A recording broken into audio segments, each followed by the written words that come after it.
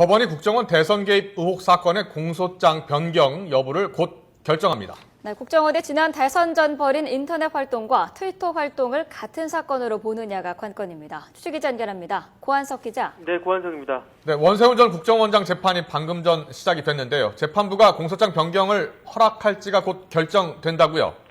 네, 원세훈 전 국정원장 등의 선거법 위반 사건 공판이 오전 11시부터 시작됩니다. 재판부는 오늘 공판에서 검찰이 신청한 대로 트위터 관련 혐의를 추가해 공소장을 변경할지 결정합니다.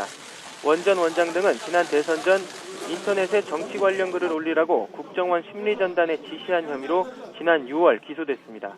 이후 검찰은 추가 수사를 통해 국정원이 인터넷뿐 아니라 트위터에도 정치 관련 글을 올린 사실을 확인하고 지난 18일 재판부에 공소장 변경을 신청했습니다.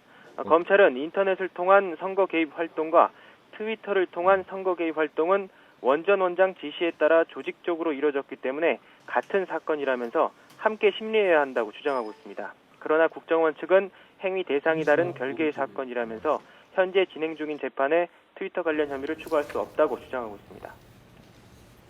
네, 국정원 사건 수사를 놓고 검찰이 내용을 겪고 있는데 법원의 판단에 따라서 앞으로 영향이 적지 않을 것으로 보인다고요. 네, 검찰은 국정원 심리전단이 문재인, 안철수 후보를 비방하고 박근혜 후보를 지지하는 등 선거법 위반 혐의가 있는 걸 5만 5천여 건을 트위터에 올렸다고 판단했습니다. 지난 6월 원 전 원장을 기소할 당시 찾아낸 인터넷 게시글 1,900여 건보다 15배 이상 많습니다. 오늘 재판부가 공소장 변경을 허가한다면 국정원의 선거 개입 혐의를 그만큼 광범위하게 본다는 얘기여서 판결에 영향을 미칠 수 있습니다. 이 같은 수사 결과 말고도 공소장 변경 등의 과정에서 외압 의혹이 불거져 논란이 일었습니다. 지난 21일 서울고등검찰청 국정감사장에서 국정원 사건 특별수사팀장이었던 윤석열 여주지청장은 법무부와 검찰 수뇌부의 외압 때문에 국정원 직원 체포와 공소장 변경을 결재 없이 강행했다고 증언했습니다.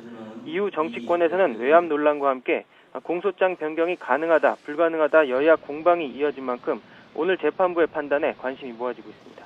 지금까지 서울중앙지방법원에서 YTN 고한석입니다.